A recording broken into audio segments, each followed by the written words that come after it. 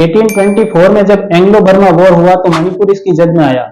अंग्रेजों से मदद मांगी गई। 1891 में इसको एक ब्रिटिश स्टेट का दर्जा दिया गया। इसके बाद यहाँ पर अंग्रेजों का हस्तक्षेप बढ़ने लगा और धर्मांतरण होने लगा। ज्यादातर उन लोगों का धर्म परिवर्तन होने लगा जो आदिवासी थे, जिसके बाद अंग्रेजों ने इनके संसाधनों पर कब्जा करना शुरू कर दिया। 1917 में कुकी एंग्लो वॉर होती थी और इनकी अंग्रेजों से भिड़ंत हो गई। धीरे धीरे देश आजादी की तरफ बढ़ने लगा और 1972 में मणिपुर को एक स्टेट बना दिया गया। मणिपुर का नाम आते ही दिमाग में एक सुंदर स्टेट की तस्वीर छप जाती है। चारों तरफ पहाड़ों से एक खूबसूरत स्टेट जिसे नॉर्थ ईस्ट का गहना कहते हैं। लेकिन बीते कुछ दिनों इस खूबसूरत यानी नेचुरल ब्यूटी से भरपूर स्टेट को नफरत की आग ने तबाह कर दिया। यहाँ सड़क किनारे पड़े सैकड़ों जले हुए वाहन, जलकर राख हुए सैकड़ों मकान, जले हुए धार्मिक स्थान और सरकारी कैंप में मुसीबतों के बीच रह रहे लोगों की जो तस्वीरें सामने आ रही है, उससे हिंसा के स्तर का अंदाजा खुद लगा सकते हैं। साल 1993 में भी मणिपुर में हिंसा हुई थी। तब एक दिन में नागाओं की तरफ से 100 से ज्यादा कुकी समुदाय के लोगों को मार दिया गया।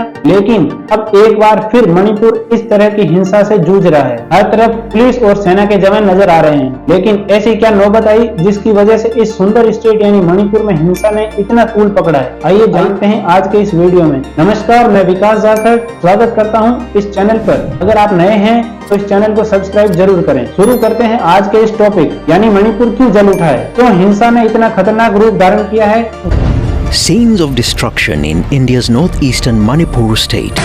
Tensions meanwhile have escalated in the northeastern state of Manipur. Manipur में इस समय आग लगी हुई है। पहली वजह ये बताई जा रही है कि मणिपुर की 53% पॉपुलेशन जो कि मैतेई समुदाय की है, जिसे बीते कुछ दिनों पहले मणिपुर हाई कोर्ट ने मैतेई समुदाय को एसटी का दर्जा देने का फैसला दिया था। इस फैसले पर मणिपुर की 40% पॉपुलेशन वाली जातियां यानी कुकी और नगा समुदाय ने विरोध किया, क्योंकि उन्हें लगा था कि अगर मैतेई समुदाय को एसटी का दर्जा मिल गया तो कुकी और नगा समुदाय को नौकरियों के अवसर कम मिलेंगे। साथ ही उन्हें डर था कि उन्हें पहाड़ी एरिया में जमीन जायदाद न मिले और उन्हें वहां से बेदखल भी किया जा सकता है। मैतेई समुदाय हिंदू धर्म से हैं, जबकि कुकी और नगा ईसाई समुदाय से हैं। दूसरी बड़ी वजह यह भी बताई जा रही है कि वहां की वर्तमान सरकार, जिसने सरकारी भूमि सर्वे के दौरान आदिवासियों से फॉरेस्ट का रिजर्व एरिया खाली करवाया था, इस कारण वहां की कुकी समुदाय सरकार से काफी नाराज है और यह तक कह दिया है कि यह सरकार तो मैतेई समुदाय के पक्ष में है, हमारे साथ पक्षपात कर रही है। हिंसा की जो वजह बताई जा रही है,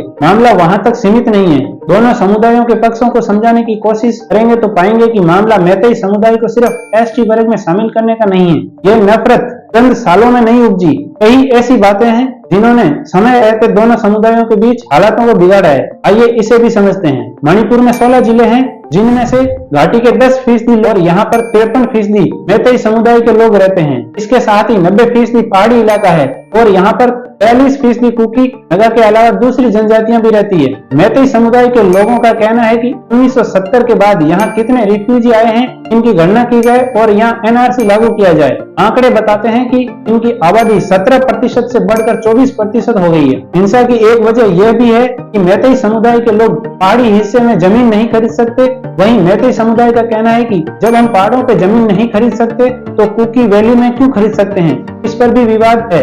अक्सर कुकी और मैतेई समुदाय के लोग समय समय पर एक दूसरे पर मारपीट और तंग करने का आरोप भी लगाते हैं। न तो ये आरोप खत्म हुए और न ही हिंसा खत्म हुई। इसके अलावा मैतेई समुदाय का कहना है कि कुकी ने बहुत ज्यादा जमीन पर कब्जा किया हुआ है, इसलिए अब हमको भी एसटी का दर्जा दिया जाए। मैतेई समुदाय की इस मांग पर कई बार कुकी समुदाय ने विरोध जताया है और हिंसा भी हुई है। कुकी समुदाय के लोगों का कहना है कि सरकार पक्षपात कर रही है, मैतेई समुदाय के लोगों की ज्यादा मदद कर रही है। सरकार जो कानून लेकर आ रही है वह सभी मैतेई के पक्ष में है। मणिपुर स्टेट में हुई इस हिंसा में करीब 60 लोगों की मौत होने की बात कही जा रही है, जबकि 231 लोग घायल हुए हैं। साथ ही करीब 1700 घर जलाए गए हैं। मणिपुर के सीएम बीरेन सिंह के नेतृत्व वाली बीजेपी सरकार का राज्य में ये लगातार दूसरा कार्यकाल है, लेकिन प्रदेश में हुई इस व्यापक हिंसा ने उन्हें कटघरे में खड़ा कर दिया है। कई लोग उन पर यह सवाल उठा रहे हैं कि उन्होंने हिंसा को कंट्रोल करने में देरी की है। फिलहाल मणिपुर के लोग इस हिंसा से उबरने की कोशिश कर रहे हैं, लेकिन यहाँ बसे कुकी जनजाति और मैतेई समुदाय के बीच इस टकराव से जो भरोसा टूटा है, उन जख्मों को भरने में सालों लग जाएंगे। वैसे मणिपुर की इस हिंसा पर आप क्या कहना चाहेंगे, कमेंट बॉक्स में जरूर बताएं। बहुत बहुत धन्यवाद।